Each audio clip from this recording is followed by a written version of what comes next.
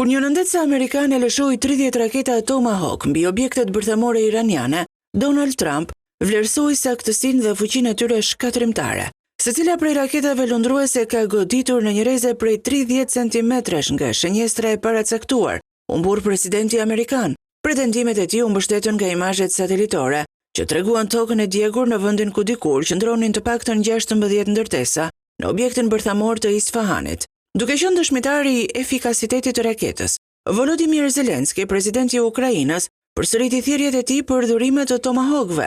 Ai e bëri kërkesën e guximshme ndërsa takoi Trumpin në margjinat e Asamblesë së Përgjithshme të Kombeve të Bashkuara në New York.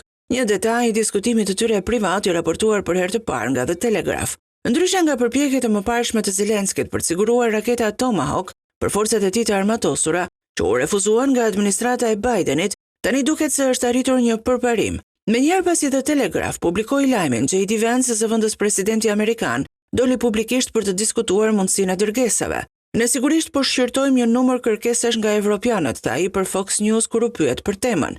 Ideja nëse miratohet nga Trump do të shitej qeveritë evropiane të paguanin për dërgesat e raketave Tomahawk në Ukrainë përmes një skeme të udhëhequr nga NATO.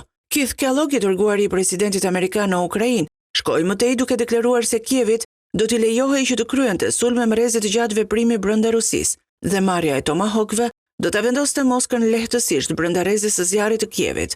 Raketa lundruese e cila mund të lëshohet nga avion, nëndetëse, anije luftarake ose nga toka, ka një rrezë veprimi prej 2500 kilometrash, duke udhëtuar me shpejtësi afro 1000 km në orë. Tomahawks fluturojnë në lartësi të ulët për të shmangur radarët e armikut dhe përdorin sensorë në bord për të shmangur pengesat në mënyrë që të gjejnë objektivat e tyre të paracaktuara.